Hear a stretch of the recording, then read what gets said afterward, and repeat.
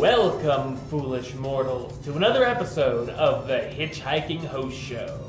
I am your host, your ghost host, Wes Truth, and I am back this week with another Trending Topics episode, where we're going to talk about what happened down in the Disney parks this week. Well, I promised last week that I would take a little bit of a look at the new welcome show at the Magic Kingdom that debuted this past Monday. So we're going to talk a little bit about that, and then we're going to go into the news, ladies and gentlemen. That's right, that's how we do this. This is how we do it. Let's kick it off.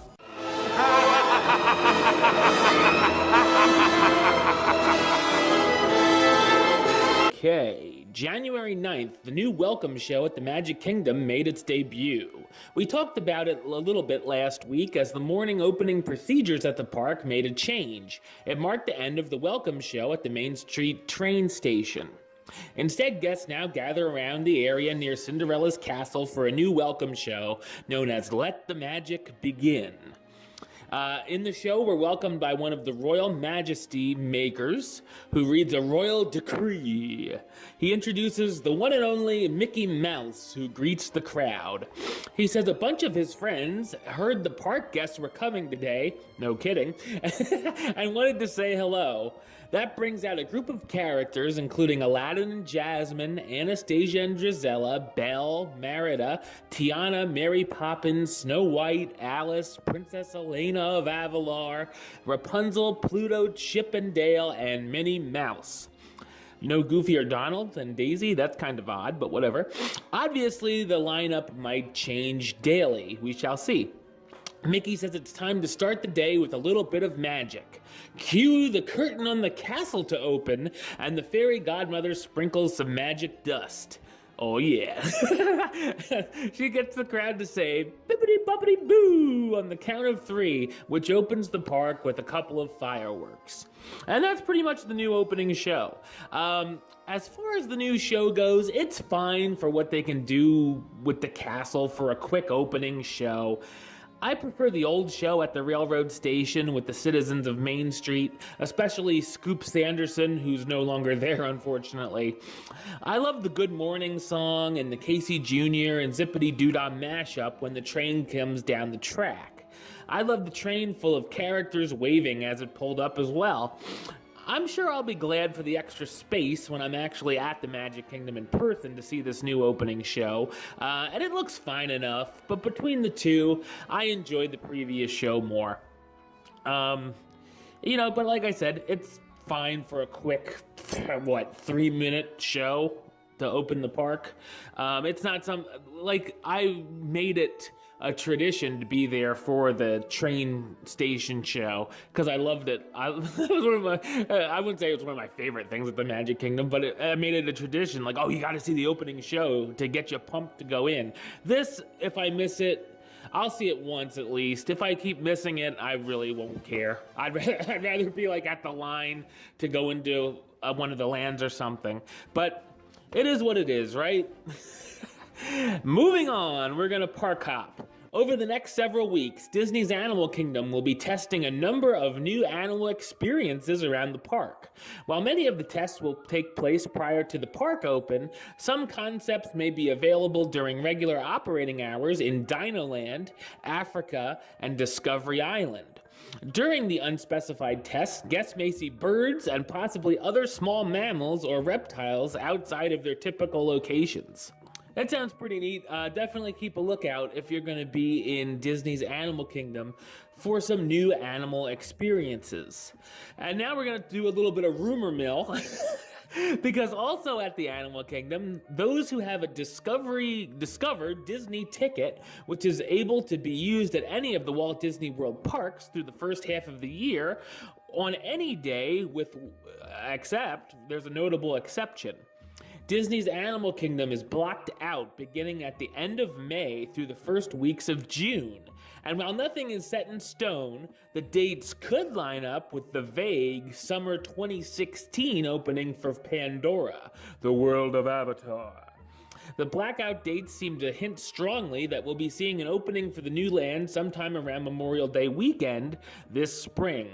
Of course, plans can always change, and nothing has been confirmed.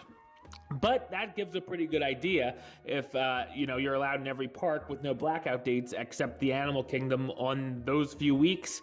That's a pretty, that's some good stuff there, huh? So, but like I said, don't start booking your trips yet.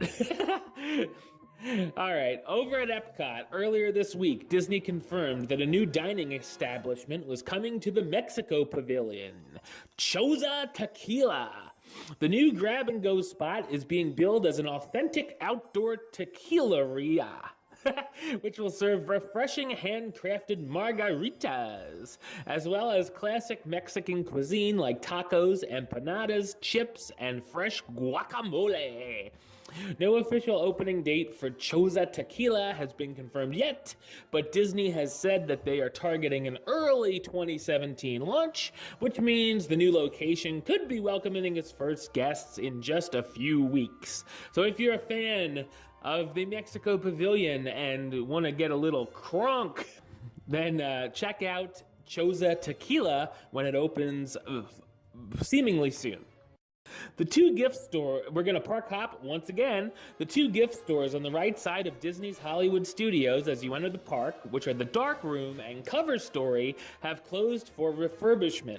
The stores will then be closed for almost 3 months and are expected to reopen on March 24th. Obviously, unless you've been under a rock, you realize Disney's Hollywood Studios has been going under lots of changes. To get the park basically revamped for when Star Wars Land opens. It's going to be a lot different in the next coming years. So I think that's fine. At first I thought the stores were closing for good, and I thought, wow. I remember the Dark Room from when I was a little kid going down. So I'm glad that they're just going to be refurbished and not taken out. But just know for the next 2-3 months, those will be closed. Late last year, we're going to park hop back to the Magic Kingdom, because late last year, Disney debuted Kingdom Cabanas. We talked about that on the show. A new amenity, that allowed guests to enjoy a private tent inside Tomorrowland that came with a number of amenities, including device changing stations, charging stations, woo! Oh man, snacks, and even a small refrigerator. However, the rental fee for this new option was truly outrageous at $691 per guest. Well, actually that's per group. But however, it looks like that is changing. Like the recent price drop for the Magic Kingdom After Hours event, Disney is reducing the fee to rent these tents down to a discounted $499 per day between January 17th and February 17th, 2017.